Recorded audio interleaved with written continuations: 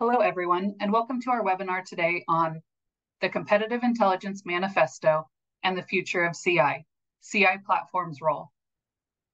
This webinar is hosted by Commentelli, a highly regarded company with a rich history of over 2 decades of experience in market and competitive intelligence. With its AI-assisted tools, Commentelli enables businesses globally to make informed, strategic decisions and gain competitive advantages. Leading the session today is Jesper Martell, the CEO of Commentelli, and joining him is Luis Madureira, Chief Intelligence Officer at Uber Brands, a researcher and fellow CI. Thank you so much, Dorian, and welcome everyone to this webinar. I think we can look forward to a very exciting session. This session is going to be about one of the, I would say, fundamentals of competitive intelligence in its true sense. My name is Jesper Martell, and I'm the CEO of Commentelli. I have with me Luis Madureira as well, and I will let him introduce himself in a bit more detail. But before you go ahead, Luis, I'd just like to say thank you. Thank you so much, not just for doing this webinar with us at Commentelli, but thank you for all the efforts that you are doing actually for the CI profession as a whole. I think this is work that will hopefully outlive us all. So thank you for that. Thank you very much, Jesper, for having me. Thank you for the invitation, and welcome everyone. I will very quickly hope and be as quick as possible without losing too many details. I'll just do a kind of a quick presentation so it serves as the basis of our conversation. Jesper, please feel free to interrupt me at any time with questions, and I would also ask the audience to do so. So you can participate via the chat or via the Q&A. I'm happy to answer questions as we go along. Okay, I will not dwell too much over these. So basically, we're going to talk about the CI Manifesto, the future of CI, the competitive augmented intelligence, or CAI as the acronym, and then how actually the CI platforms fit in all this. So we're going to talk about what is CI science and the work that I developed in my PhD, and how that actually kind of applies to practice, or basically what all of us are doing as CI professionals. So how did it all start? Okay, so basically in 2007, I was invited by the CEO of Heineken in Portugal to join, and to actually implement the CI function in Heineken Portugal. And automatically I had a problem, which was, where do I start? And this actually kind of went very well. And after 2.5 years, we were in a world-class level by 2 different assessment or maturity level, or maturity models, if you want, on CI. And I got to a point in basically around end of 2010, which was the question changed from where do I start to where do I go next? So what is the next big thing? So being in world class, how can I actually kind of go forward? So that led me to present in 2011, 2012, SMINT, or to introduce SMINT. SMINT is social market intelligence, or basically competitive intelligence in real time, which by the time we were already using AI to do some of these. That led me to left Heineken and set up my own strategic consultancy boutique, which is Uber Brands. And I did a partnership with Ogilvy and launched Ogilvy Red. So we launched SMINT, we implemented SMINT for a global client, worldwide, monitoring 5 countries in real time, 14 competitors in real time, and the world as a whole in asynchronously, so not in real time. And the problem quickly became, so how do I scale this? So how do I go from SMINT for one company or for one client at this point, because we're doing consulting, to actually kind of doing this for several clients? And it became later on, how can I actually use this to differentiate and to actually credible? How can I make CI more credible? So how can I actually kind of sell more of CI, and how can I make kind of companies understand this? At the same time, I've been teaching, and I've been teaching CI. And the question here was, what should I teach in CI? What should be included into the curricula? And as you see, I've been teaching in Portugal, Spain, France, and Slovenia. So for the MBA in Slovenia. Okay, and at the same time, 2015, I started to be the chairman of SKIP in Portugal, actually more than 2014. And the question also was, okay, so how can I evangelize CI? So how can I develop the CI practice in Portugal? Okay, which after all these things, I actually was invited to become a CI fellow, which I also have the honor to have Jasper as my fellow in the Council of CI Fellows. So finally, and following all this trajectory, I started to think, how can I actually kind of use artificial intelligence to develop CI? So this led me to start my PhD. So the PhD original topic was, how can I leverage social data to come up with better CI? So how does that impact the CI model? Which led me to study how design thinking actually impacts the CI model. But I quickly kind of discovered that there was no consensus regarding the CI function. Okay, no CI function, no CI model. So what is the domain of CI? And also, how can I define CI in a way that everyone agrees with? Okay, so that led me to actually come up with the definition of CI, to validate the definition of CI, and then to develop a measurement. So basically a competitive intelligence maturity model based on all the previous maturity models that exist. Any questions so far? I think just a little comment there. On definitions, I really love one of the first quotes you have in your paper by Socrates. This is 400 years BC, and he said that the beginning of wisdom is the definition of terms. And I think that is spot on in that case. Is that without a good definition, you don't really know what you're doing. Exactly. Yeah.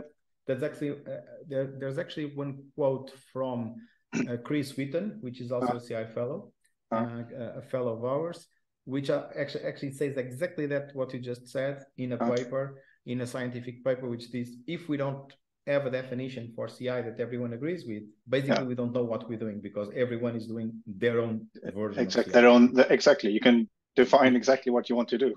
Exactly. And because of that, because the discipline come from the military, and then there was this was always basically a very empirical discipline. So we did it in practice, and it was driven by consultancy back in the 80s. So even Michael Porter, which we know all of us know the book Competitive Strategy, although he's an academic, he then also come into consultancy. So it was like the development of the discipline was all kind of pretty much practical. So the definition always it was a convenient definition if we want. And maybe you'll come to this, but why do you think it's important to have a definition? Yeah, so the definition is what Elon Musk would call a first principle. So without the definition, you cannot define, for example, what you should learn, or you cannot define what you're doing. You cannot define the domain. So what is in CI and what is outside CI. So without that, you cannot have a body of knowledge. So you cannot have what is CI, what should we learn, what should we do, what should we research. And because of that, then the discipline does not evolve. So if you don't have a body of knowledge, by definition, you don't have a professional. So we couldn't, before the definition that I'm going to show you, and before it be empirically validated, scientifically validated, we could not even call ourselves professionals. So even schools that do certificate, like the Academy of Competitive Intelligence, or the Institute for Competitive Intelligence, they are doing so, but the body of knowledge is actually not defined. Although we know that there is a body of knowledge, but it was not defined. So, technically, we didn't have a profession until now. So the final, how can I say, the landmark that marks that this becomes a science is when an article that was published that actually kind of empirically proves that CI exists. That we know what we're doing. Definition. That we know what we're doing. Exactly. Although, this looks a little bit, even arrogant, but technically it is what it is. Okay. Yeah. So, CI science. So why do we even need a CI science? Okay. So I'll try to kind of delve a little bit on that. And I found this chart in a PricewaterhouseCoopers survey, which they do every year for CEOs. So this is like 400 CEOs or 300 CEOs that answer these questions. And as you can see, the difference or the intelligence gap between what is critical and important and what they get, so that what CEOs get to make decisions, there is a huge gap between each. And this gap is across the board. So it's like it's about the intelligence that you have on customers, on finance, on reputation, on risk, on employees, industry, everything. Okay. So, and this, you see that the yellow line is 2019. Okay. And you see that the gray line behind that is actually 2009. So in 10 years, we were not able to actually to bridge this gap, to reduce this gap. So either we have two options here. Either we don't know what we're doing and we are not actually we're not doing it well because CEOs still have this gap, or people don't know about it and they don't use it. And if they don't use it, of course, the gap is still there. So it's that would be a huge opportunity. So we have these two the spectrum goes from really two endpoints. Either there's a huge opportunity, or we don't have any opportunity. We really have a problem here. Does it make sense? Yeah. So the real problem is, and this answers your previous question, Jasper, which is exactly this. It's like, without a definition, you cannot have a BOK. A BOK is a body of knowledge. So if you don't have a body of knowledge, you don't have a profession. If you don't have a profession, you don't have the practice, but people are not using that, because it's hard to actually be remunerated by a profession that does not exist. So if you have the definition, you have the body of knowledge, and you have the profession. Yeah. The same thing for science. If you have a book, you have a discipline. If you have the discipline, you can research it. If you can research it, you can actually then apply that in practice. So this this affects the business as well. And if you can actually research it, you can also teach it. If you have a definition, you have a book, you can define a curriculum. If you can define a curriculum, you can teach the curriculum. If you teach the curriculum, people will know. If people know, they will apply it in business, and then they can validate, for example, what is being researched, and so on. So this is like a virtuous circle. And this is definitely the way, or the reason, because I focus on defining the CI, because at the beginning, as I told you, the point was actually to study something a little bit more interesting, which is what is the impact of social data in the competitive intelligence model. So to do that, we publish 5 papers. One, I took it from here because this last one is actually also the first one was an empirical validation. But the empirical validation was just with 21 experts. And the threshold for being scientifically, really, really solid would be 30. So we actually doubled these to 61 interviews. We publish an article on the instrument. So how can we measure the maturity of the CI function? And this first one is actually the definition. So we define it, we measure it, and we make sure that this was validated. And we had a fourth paper where we explored the design thinking as a mindset that we could use for competitive intelligence. Okay, so this is basically the road that we took to CI science. And that's just so I understand, that's how it sort of is what makes it scientifically defined, that it follows these criteria. Yeah. Exactly. So actually, I'll just that is perfect introduction to my next slide. I was going back, but actually you actually introduced this slide. So to have a definition, it means that you have an object of study. So you know exactly what you study, and it's consensual. Again, the issue. You need to solve research problems. Okay. So for example, how do I measure? How do I apply it? How should I approach CI and so on? I need to use the scientific method. So it's exactly what we did there. Okay, so these are all, the specific research, and we have applied methods that we can use on that discipline, and specific methods. So very, very important. And we do have them, for example, 5 forces, that's a framework, that's a scientific method that we can apply. 5 whys, that is also a scientific method that we can apply, and so on and so forth. And then also, to have a scientific discipline, you should have the evolution of that discipline. And we previously had that, but I updated that on my final dissertation of the thesis, which is also available if you are interested in that. So answering your question, what we needed to do was to basically define the ontology. So in common English, that is, what is CI? So the definition of CI.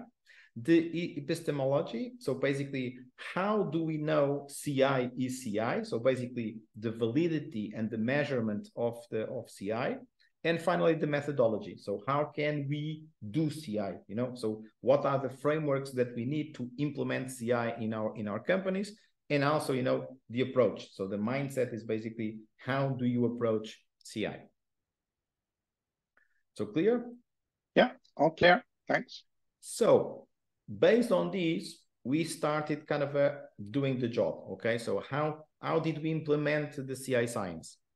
The first thing that we did was we picked up 816 definitions from all types. So I use definitions from, for example, Comintelli. So, for example, which is a software development company, of course, connected with CI. We took scholars' definitions, so previous definitions of CI, books written in CI. So Larry Kahaner is one of the most, it's the most cited definition ever. Okay, that comes from a book. Chris Murphy, so on and so forth. And all the great literature even. Okay, so kind of, websites that we know that are from, for example, Eric and Derek Johnson, Aurora, WDC, Academy of Competitive Intelligence, and so on. All those definitions were actually put into a data set, into a corpus.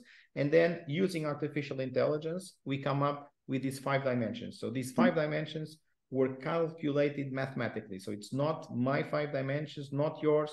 It's actually kind of the machine, the mathematical kind of a calculation of how much dimensions I need to define CI.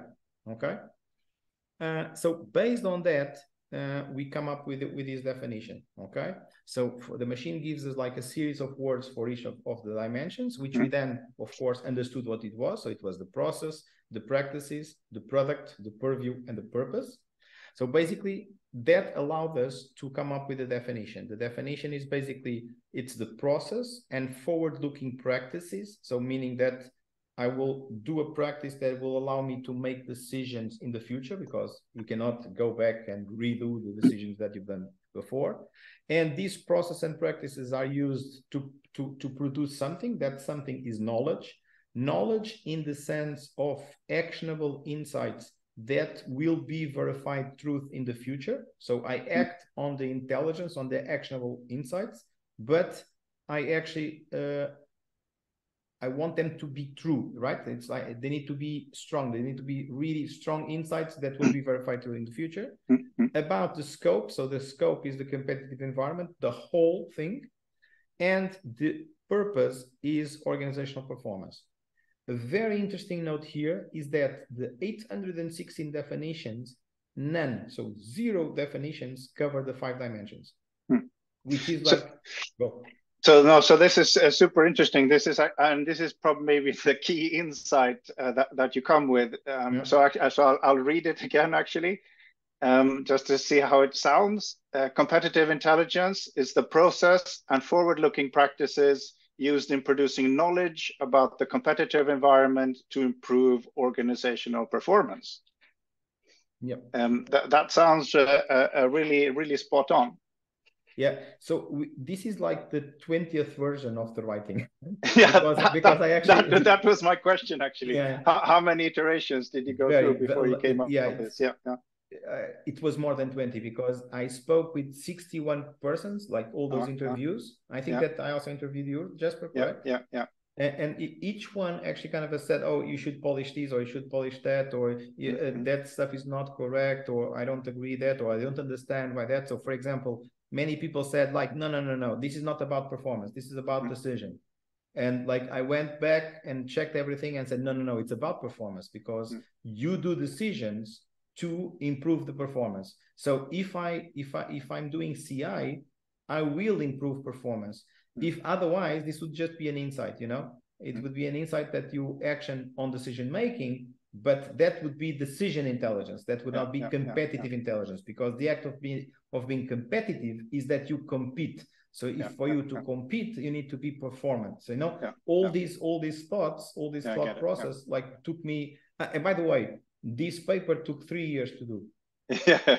Because I need to read all of that stuff. So I read more than 900 and like almost 1,000 books and articles and but you said that none of the other 816 definitions covered all the 5 dimensions. But do you have like a favorite definition? You mentioned Larry Kahana, but is there any one of the other ones that is close to this, that resembles this? Yeah, there are definitions which go to 4.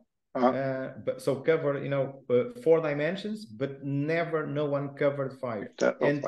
And for example, the performance is actually one of the things. Normally people don't mention it, or they don't mention the environment. So they just say which is a process, but they don't really mention that the process is about the whole environment. They forget to mention the practices, which are really important. Like this is a craft as well. Yeah. Make sense? Yeah. No, it's a fascinating process.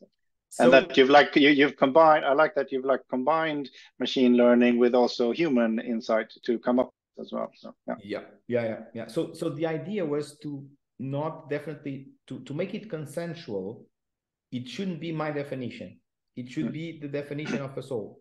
Everyone that contributed, since and the definitions that we integrated are not just definitions of competitive intelligence. So we're talking about definitions about business intelligence, marketing intelligence, competitor intelligence, artificial intelligence, every type of intelligence. Because as you can see here, we needed to define intelligence and we needed to define competitive.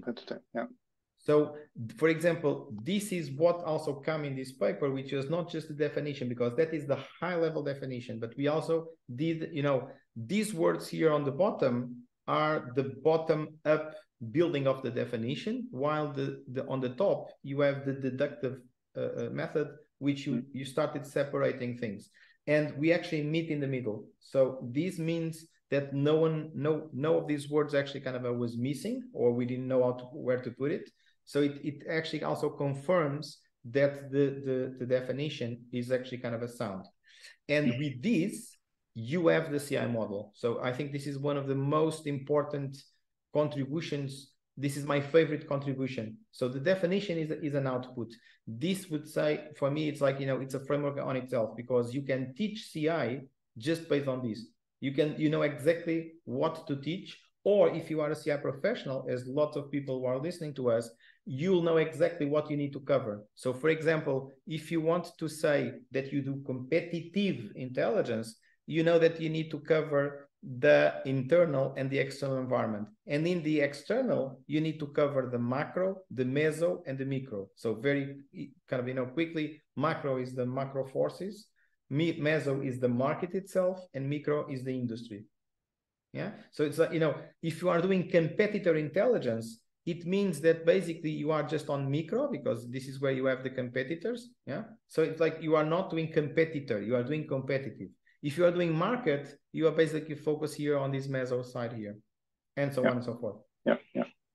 And going back to your comment as well, if you go here on the nature of CI, you see that this is the only one that have a cross arrow, because the nature of CI can be machine intelligence, can be human or natural intelligence. It's better to say natural, because human, normally we address that with humint, right?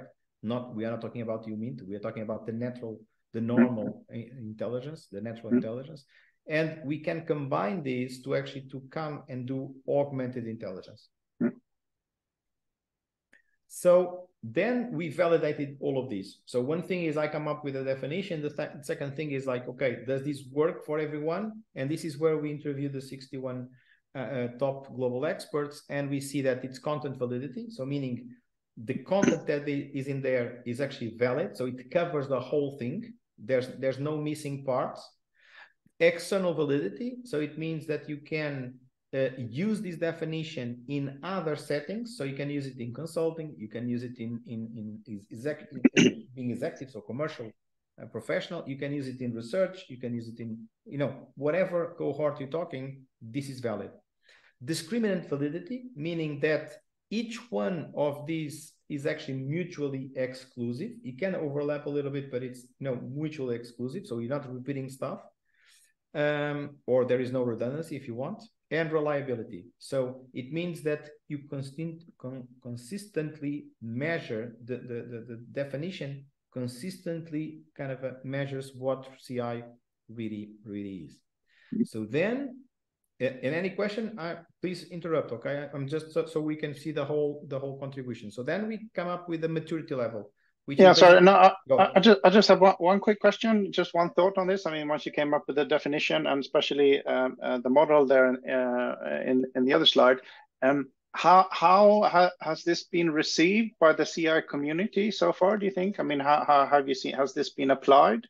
So in terms of interest, I think that there's a lot of interest, because what I see is that the platforms where I publish these, and also some social media posts that I did, were actually kind of quite well received, and people were actually kind of send me emails and say, look, this is really interesting.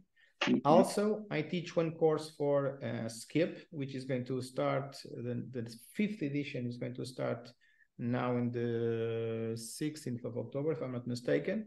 And I've been teaching these, I've been sharing these, and like the students actually really like it. So even last Saturday, I also teach on Saturdays here at Nova, and I'm teaching these for, it's a mixed class of people from national intelligence and competitive intelligence, and they love it. So because it's like, it's very easy to see. So here you can actually see what the domain is, right? Before you had to explain, and it's explain what you're doing, and lots of concepts, as you can see. Have you seen it sort of applied in any sort of non-academic environment, so any business environment? So far, I have no proof that this has been used. Although I use this, okay, so I use this for consulting. So that is the first one. But again, this was proven just now. So it was it's very recent. The paper. So this was from 2021, but it's normal. It was by the end of 2021. I've been receiving feedback, and then people starting research this, start being aware that this exists. So hopefully I will be receiving kind of feedback from how people have implemented this or not. Great. To be honest, this is like, this is not obvious that people will use it, because the first paper, even the name was Unified View of Competitive Intelligence. So people are not really kind of being aware of this. Now, this next one, this paper, which is just published, which is the maturity model and the implementation frameworks, which I'm going to show you next. This, I think, it got really more interest in terms of like reads and shares and stuff, which is the different levels. So these levels that you see here, again, it was not chosen by me. This is like the standard for a maturity model should have these 5 levels and read these names. So I didn't choose the names. I actually prefer the names from, for example, other maturity models, but this is like, the standard, the scientific one. And then, and you can see here the 5 dimensions. Again, I pick up all the CI maturity models, which were 14. So CI maturity models. and I integrated them. Again, no one covered the 5 dimensions as well.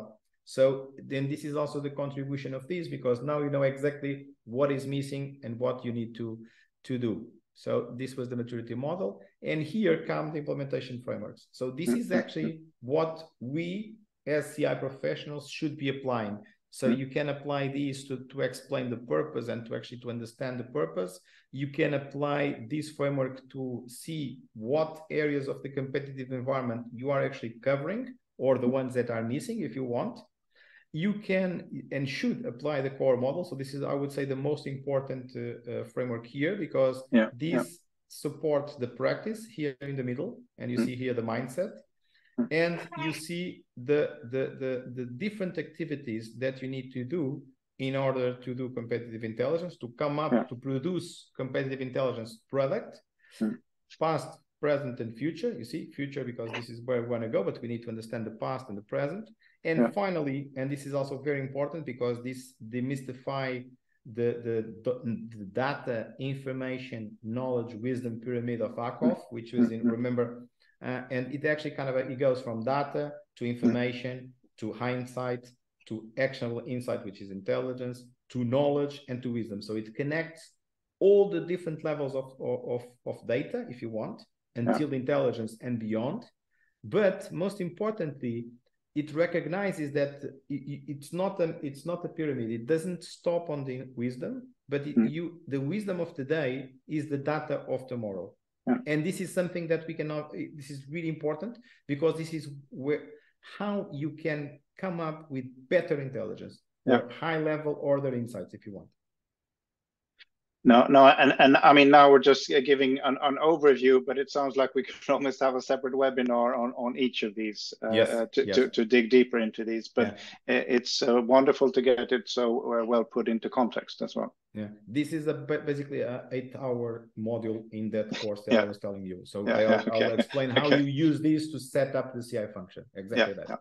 Yeah, great. So and then, you know, the paper on the mindset. So we've gone across all the activities that you see in here, all the intelligence activities, and one by one we said, this is the pitfall, this is the problem, this is how this mindset actually solves that, and we give also 2 examples of each. I will not going to, you know, delve into this, but this is just one paper. Again, this would be a full session or even more. So the most important part of all these is actually the CI Manifesto. So the CI Manifesto is basically, we are CI professionals, we do CI science, and the CI shapes the future of business. So this is what I really want everyone to rally, and this is, like, you know, my request to everyone that's listening us is actually kind of to say that they are CI professionals, because I've been using social listening, search intelligence, and so on to see what is the community of CI around the world, and most people don't actually identify themselves as CI professionals. Again, because, you know, the CI profession, if you want, does not exist. They call themselves data scientists, for example, or they call themselves the OSINT professionals or CI professionals, artificial intelligence professionals, but they don't really say that they are CI professionals. So I think that we really must be proud of CI. Now that CI, you know, again, you can even say it's a science, and you can prove that it's a science. So this is basically one of the contributions of all this work. And what I claim that CI does is actually shapes the future of business. Okay. And why do I say this? And this is, again, very important, I would say, because it allows us to explain and to differentiate what we're doing from everyone else. So, for example, if you are doing BI, you are basically using internal information to come up with insights, but mostly they are past insights, and they are organized in your database. So they are within your company. AI is being used mostly to do predictive. So to identify, so data science identifies patterns. AI tries to predict what is going to happen in the short term. Okay, so it looks at the past and actually extrapolates to the future. But CI is the only that can actually kind of do foresight, because to do foresight, you need really human or, if you want, natural intelligence. Okay, because it's a science, you can do that in a sustained way. Meaning, if it's a science, you can use the scientific method and you can repeat. So if you input, if you give with the same inputs, you will be able to come up with the same output. Okay, and the output is the intelligence, the actionable insights. And then, of course, depending on the quality of those, you can also have a performance, which is a little bit more harder to replicate, but you should be able to replicate. I think we have a question in the Q&A. Jasper, not sure if you checked this. It was just regarding, it says under purpose circle, is organization sub-circle shown twice? Can you repeat that? So it's back. Under the purpose circle. Yes. Is organization sub-circle shown twice? It is actually. It is actually. And thank you very much for noticing that. That's an eagle eye. So you should be, whoever noticed this is a really good CI professional because it pays attention to detail. So congratulations. So it's actually, one is our organization and the other one is the competition. So it's like, instead of reading organization in one of them, is actually the competing organization, which is what is missing there. So we compete for the attention of the stakeholder. And if your offer is relevant to the stakeholder, you have here, this area here, this I area here is actually kind of the value proposition that you generate, or the value that you generate. But, this part here in the middle is what your competitor and our organization actually gives to the stakeholder. So this is like here, it's a commodity. So this is not what you want. What you want is to maximize this area here. So CI will actually allow you to move this circle, which is our organization, into and overlap the stakeholder needs. And this is where you get the most value. So this is the purpose of CI, is actually to move this circle and overlap this circle here, given, of course, the competitive environment. So thank you very much for that. Just to be mindful of time, we have around 5 minutes left. I know this is super exciting to dig into, but I don't know if there's any key topics you want to hit on, or if there's any other questions from the audience. Yeah, happy to answer any questions that, because we are also answering the questions as we go along. So please feel free to interrupt us as we move. So this part is very quickly. I can explain that this really quickly. So the future of CI is going to be mainly focused in this area here. Okay, as we cover, we know exactly what we want to do, as we know what we need to cover, but this is where, or the intersection between machine intelligence and human intelligence, not just the intersection, but the augmentation of bringing these two together. This is what is going to be, the next frontier, because this allows us to crunch more data more quickly and identify the patterns that, for example, before we could not do it. So we'll be able to do competitive intelligence in real time because we are going to do it quicker. We are going to be able to decide quicker as well, or have more time to decide before our competitors move. And we are going to identify things that we would not be able to do before. So you see also the connection between the different dimensions and the frameworks as well. So this is why I put it here. Okay. So the difference here is going to be that we are going to have augmented intelligence. So we are going to take intelligence to another level. So the product, as I was saying, you are going to make the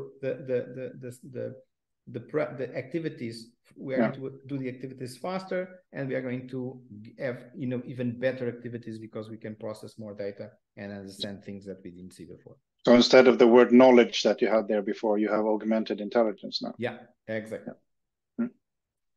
So finally, and this would be, I would say, I was leaving this to the last as the summit. If you integrate the implementation frameworks with the CI maturity model, what you can see here is that if you want to even get to the optimized version of your CI, so optimized level of your CI function, the first thing that you need to do is exactly know what is your purpose. So many functions, many CI functions fail because they don't know what really is the purpose. And that purpose is not ever given to them, but they also don't know how to look for it. So this is critical. And by explaining this to the stakeholders, probably we'll also be able to get it defined. Then we have the scope. So how much do we want to cover from the full scope? Then the process and the structure, the policies, the mindset, and so on. And finally, this will allow us to get to the best product possible. So again, we are going to improve or actually denoise and get more signal, better decision and speedier decision.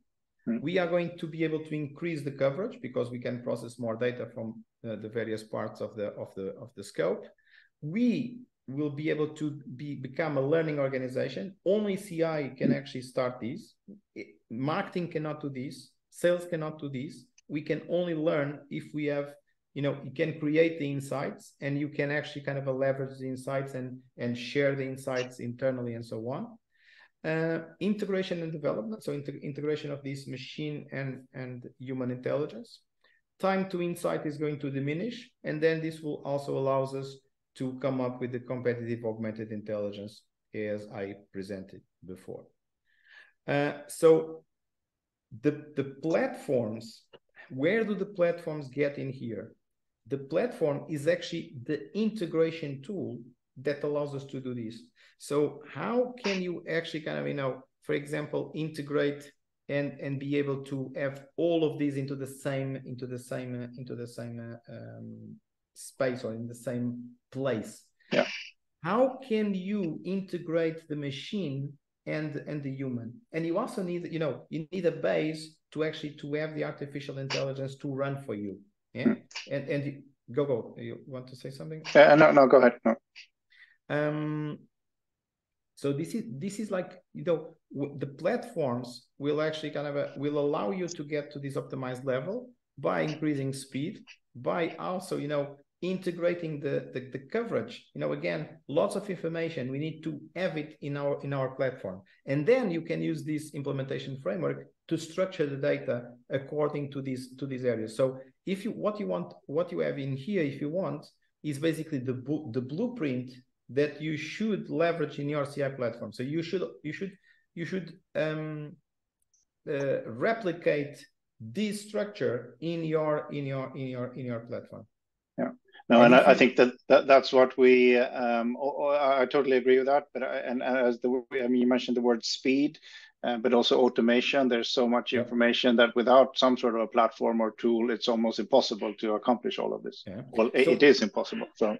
And don't forget, you see here one of the activities is communication. So the platform, and I'm saying this because I used all types of platforms, so I'm quite I can tell you with experience, with practical knowledge of using different platforms over. So I use platforms since 2008 or 9, if I'm not mistaken, and one of the key roles that the platform plays for me is integration and communication. So communication is critical because it's not dissemination. It's communication. So it's basically, it's in the two, I give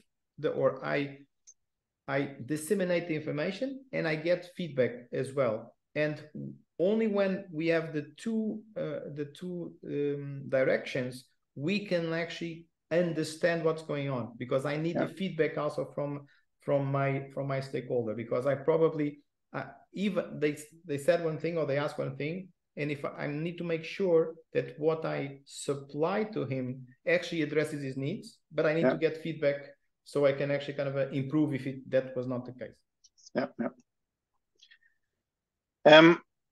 I have because I see time is running, and I want to save a little bit of time if there are any questions by the participants. Yeah, just to.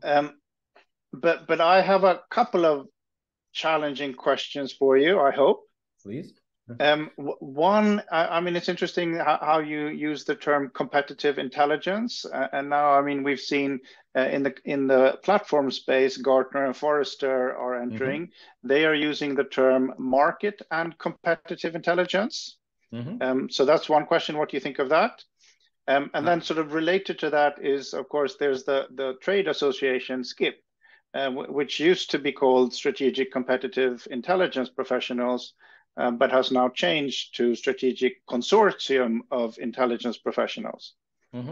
So it'd be interesting just to hear your opinion sort of on those sort of those terminologies compared to what you have focused on, which is pure competitive intelligence. Yeah. So interesting. Market and competitive intelligence. Let's address that first. If you are talking about market intelligence, you're talking about this triangle here and just the triangle.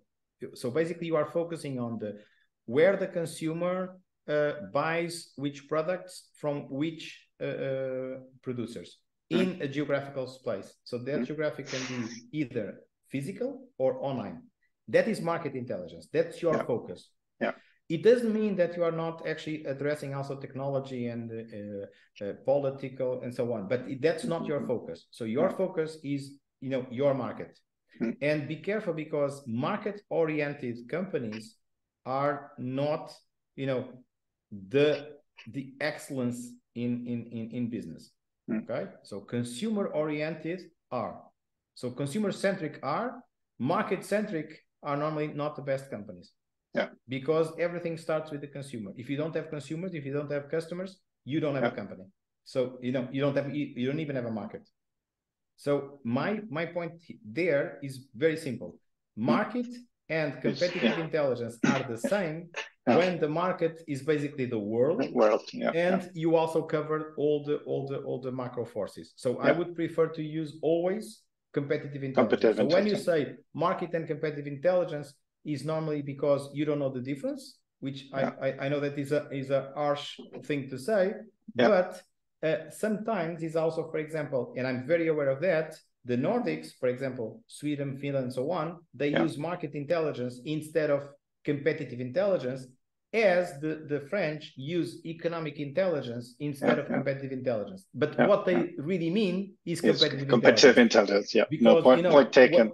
When you say market intelligence, you are actually focused on the macro forces. You use the pestle analysis and so on and so forth. So in the end, I would say that what you want to say is competitive intelligence, and I use competitive intelligence in that sense. Okay, so in the overall. So why would you say why is SCIP not using competitive intelligence then? And do you think that's good or bad?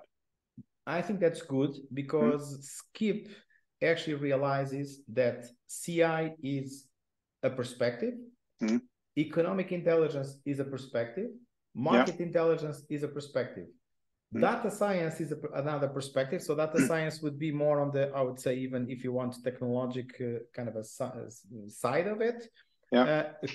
Business intelligence is basically on the company, is like inside the company. Doesn't mean that you don't look at the other thing, but you know, it's the information that you have inside your company, and so on and so forth. When you say intelligence consortium, you are basically saying everyone was welcome, because even foresight, futures, that is all part of competitive intelligence, because you are forward looking, you are not making decisions on the past. So what the foresight and futures professionals are doing is exactly what we're doing. We are using the same tools most of the times. I use scenario planning. I use, the cone of possibility. I use pretty much everything. So it's part of it.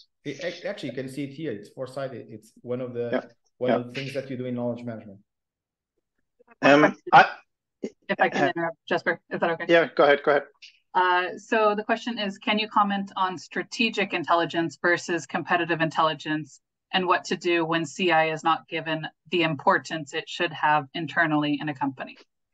Yeah, very good question. So strategic intelligence, competitive intelligence, you can have strategic intelligence, you can have tactical intelligence, and you can have operational intelligence. So for example, process mining is basically data mining applied to processes. What is this? This would be operational intelligence. Tactical intelligence is one level further, and strategic intelligence is when you are actually focusing on the strategic decisions that you're going to make and the actionable insights that support strategic intelligence.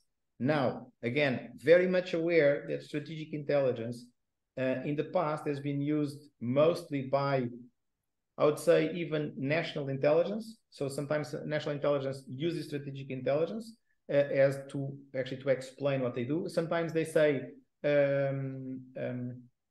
private sector intelligence, meaning that is competitive intelligence again. So it's like names that we've been doing. But, you know, intelligence should be strategic by default if you want, but it can have these different levels: strategic, tactical, and operational.